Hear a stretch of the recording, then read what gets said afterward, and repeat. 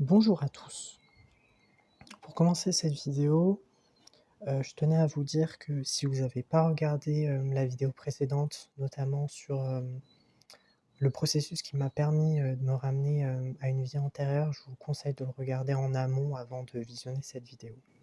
C'est juste pour, vous avertir, comme ça vous ne serez pas un peu perdus, notamment par rapport à la chronologie, parce que je vais faire des va-et-vient entre, la vie dont je vais vous parler et la vie dont j'avais parlé, dans une autre vidéo.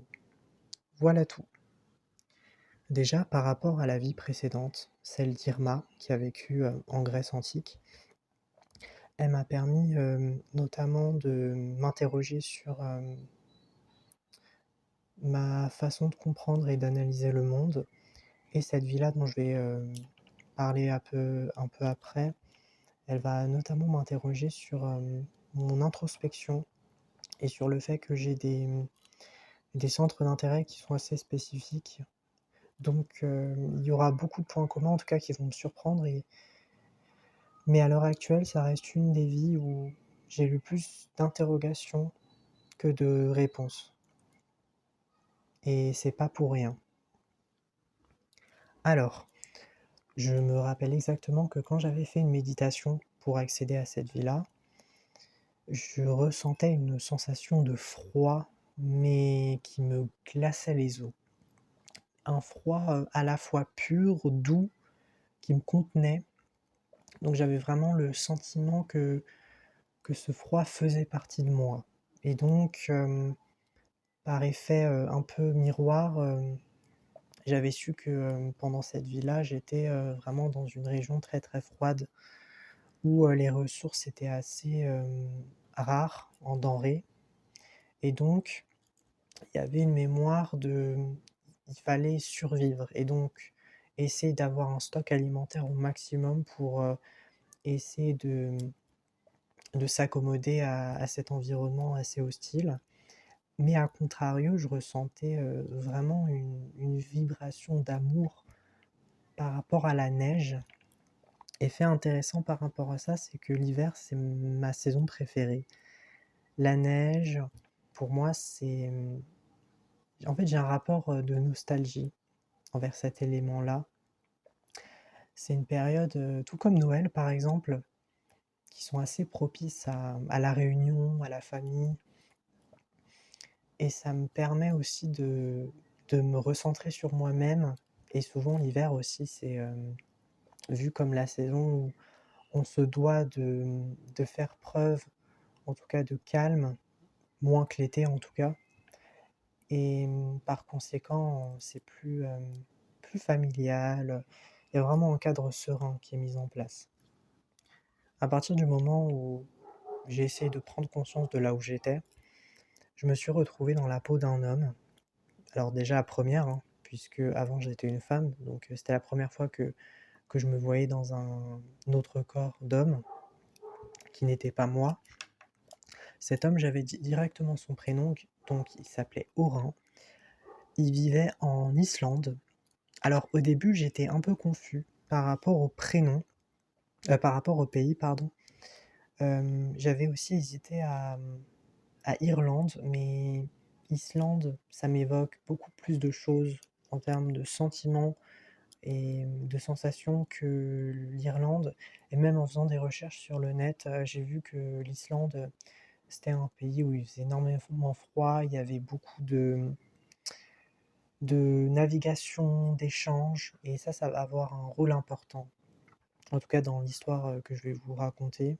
Pour moi, c'est une histoire parce que ça fait partie du passé, mais je crois intimement aux vies antérieures. Donc, c'est une histoire que je raconte, mais pour moi, elle s'est véritablement passée. En termes de physique, c'est un jeune homme qui est assez grand, qui a les cheveux noirs, qui a un regard d'ambre. Ce qui m'a surpris, c'était, oui, son regard, qui était à la fois intrigant, mais qui cachait une certaine lassitude de la vie. C'était un jeune homme qui se laissait marcher dessus, voilà, et qui était assez introverti, donc qui avait vraiment, qui vivait vraiment, pardon, dans sa bulle, qui ne voulait pas trop de contact extérieur. Et ce qui était paradoxal, c'est qu'il était, marchand, donc il vendait des objets, des babioles. Je le voyais, assis sur un tapis avec plein d'objets dont je pourrais pas forcément vous décrire parce que je vois des horloges, il y a pas d'aliments, ça c'est sûr. Mais en tout cas, c'est un marchand ou même on pourrait dire peut-être un artisan. J'ai eu l'impression que c'est lui qui confectionne ces objets et que comme il a un tempérament assez solitaire, il veut avoir le contrôle sur ce qu'il fait. Donc forcément, il va créer et pour pas se faire arnaquer, par exemple, par des potentiels acheteurs, il va considérer que son travail lui est dû. Donc il va le faire dans son entièreté et il va pas forcément demander de l'aide parce qu'il sait très bien le faire, d'après les informations que j'ai récoltées, bien sûr. Je sens aussi des odeurs. Alors je suis bombardé par le sens de l'odorat.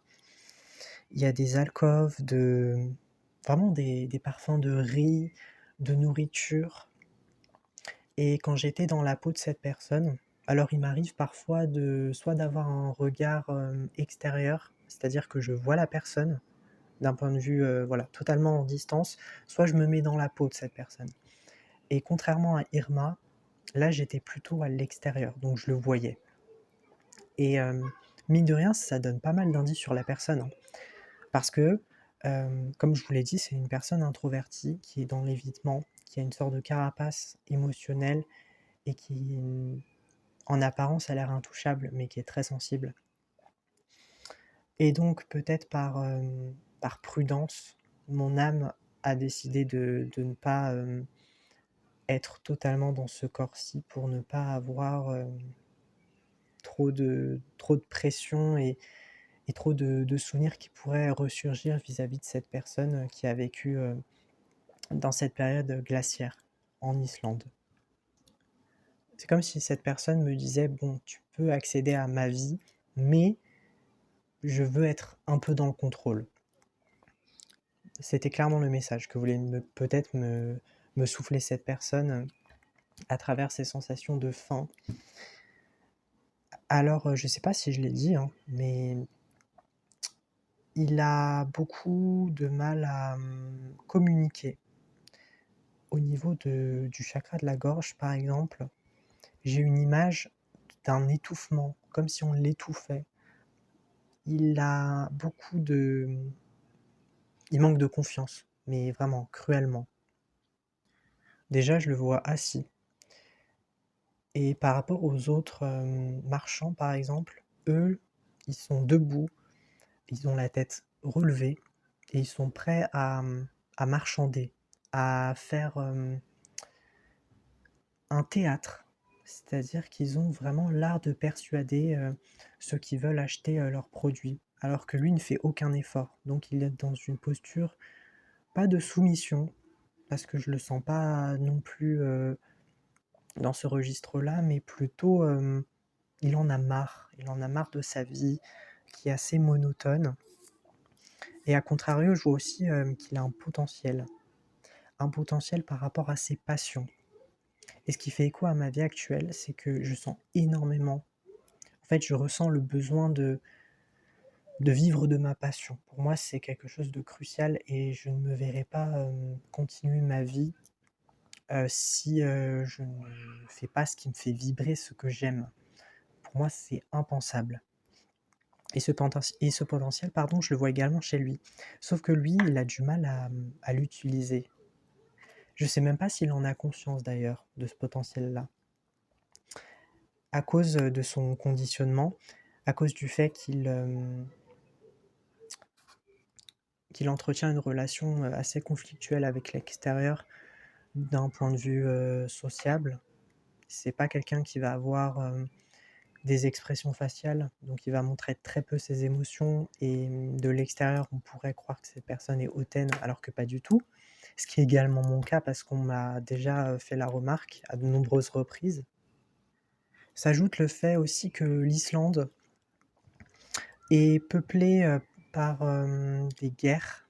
Alors les guerres, on m'avait dit que c'était par rapport aux marchandises. Et donc tout le monde essaie de se faire un peu la guéguerre pour avoir pour avoir des denrées alimentaires et était prêt à utiliser la violence. Il y a aussi une histoire de richesse, de conquête de territoire. Il y a une invasion aussi, une invasion entre deux clans. Et Orin a l'impression de, de gaspiller sa vie. Il a un manque d'intérêt, mais hors norme, pour tout ce qui l'environne. Et c'est ça qui est problématique. Il est dans la résignance de son sort. Il n'attend plus rien du monde. Pourtant, je vois que c'est quelqu'un d'assez sensible. Et alors, je sais pas si c'est un lien notamment avec l'hiver, mais il est entouré d'un long manteau blanc qui le recouvre, d'un blanc très immaculé. Je pense que c'est peut-être de la peau d'ours. En tout cas, c'est une peau d'animal. Et je sens qu'il a chassé, parce que c'est quelqu'un qui veut tout faire lui-même. Donc forcément, il va essayer de se débrouiller, donc de se ménager du temps pour sans doute se faire sa propre provision sans dépendre de qui que ce soit. Ensuite, je m'éloigne un peu du marché.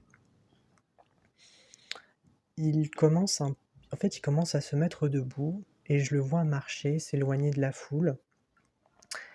Et je le retrouve sur une barque. Mais les lacs sont gelés, il n'y a pas de poissons. Il essaye de creuser des trous sous le gel pour espérer pêcher quelque chose. Mais ce que je croyais être plutôt une recherche de nourriture s'avérait être une fascination pour la faune marine. Ça m'a ramené à l'importance de s'accrocher sur sur ces centres d'intérêt pour ne pas se perdre soi-même. Et cet être-là, c'est, disons, a mis les œufs dans le même panier. Et donc c'est vraiment concentré autour de ses passions comme seul moyen de tenir par rapport à cette vie. Donc il était justement en train de s'abandonner à son train de vie épuisant et monotone. Autre chose, la routine, pour lui, c'est quelque chose au fur et à mesure du temps, qui va devenir trop pesant. En ce qui concerne la famille, il n'y avait aucun membre. Il s'est beaucoup détaché de l'extérieur, donc par conséquent de sa famille.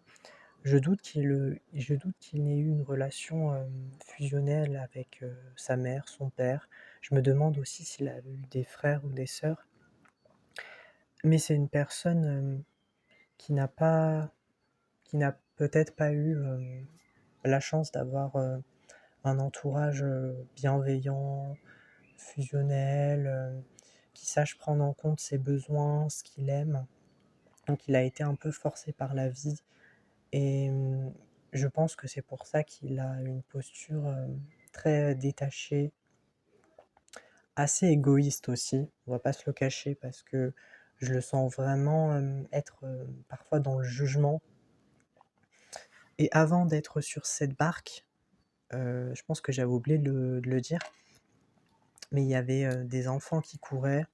Et lorsqu'il était en train de vendre des babioles, il y a eu un des enfants, qui était un garçon, qui avait renversé quelque chose. Et ce garçon, en fait, n'avait pas du tout prêté attention à Orin, ce qui ne faisait qu'accroître son sentiment un peu d'être un fantôme, de ne pas être là, en dehors de son corps. Et ça fait aussi écho à ma vie actuelle, où j'ai vraiment l'impression de passer à côté de ma vie et par ailleurs de ne plus avoir la force de me justifier de quoi que ce soit. Parce que tout simplement, j'en ai marre. Voilà. Il a entre 19 et 23 ans, ce qui correspond à ma période de vie. Actuellement, là, j'ai 20 ans, presque 21 ans au mois de juin. Mon âme m'a transporté dans cette vie, peut-être pour me dire, de m'accrocher à mes passions, d'avancer, de ne pas me résigner, de ne pas être comme cette personne qui n'a pas su, exploiter son potentiel à fond et aussi de me créer du lien, de ne pas être plongé dans la solitude. La solitude, c'est aussi un point qui fait écho à une autre vie, donc celle d'Irma. Sauf que cette solitude, j'ai l'impression qu'elle est plus, choisie, plus acceptée que, par rapport à la femme, qui a eu des enfants. Certes, elle a été entourée, hein, mais moralement, je la sens vraiment, mais en décalage, hein, constant. Il y a aussi ce sentiment d'être un peu un marginal de la société, qui a une vision du monde complètement différente. Je me demande même s'il était neuroatypique, peut-être. Enfin, les dernières images que j'ai de ce jeune homme, c'est le flou et, et un brouillard nébuleux presque imperceptible à décoder. Cette personne, il me semble, je sais pas si elle a continué à vivre, j'ai pas en tout cas les circonstances du décès, contrairement à Irma, où je sais qu'elle était morte d'un cancer. Euh, voilà, contrairement à elle. Alors mon intuition concernant sa fin de vie, c'est qu'il a mis fin à ses jours, certainement. Alors pourquoi, me direz-vous? Parce que c'est un être qui n'a pas peur de la mort, d'après les informations que j'ai eues, ce qui est aussi mon cas. J'ai plus peur de la vie que la mort, donc ça rejoint pas mal. Je me reconnais beaucoup en cette personne. Et au moment de sa mort, je sais pas si ça correspond plutôt à sa mort physique ou à la mort de son âme qui a quitté son corps bien avant sa véritable mort, parce qu'il est peut-être dans un mécanisme d'ego, donc l'âme, elle va essayer un peu de se décoller de son corps, voire totalement de partir dans l'astral. Il se noie dans un tsunami, un océan mais déferlant, je vous dis pas le chaos, et ça représente à la fois sa psyché et ce qui résume sa vie faite de chaos, d'incertitude, de questionnement sur pourquoi il est là, pourquoi il doit vivre dans une société qui ne le comprend pas. Et il n'y voit, en fait, selon lui, il ne rapporterait rien au monde parce qu'il a une vision totalement différente. Et une sensibilité tout aussi décuplée que la majorité des personnes qui vivraient à cette époque.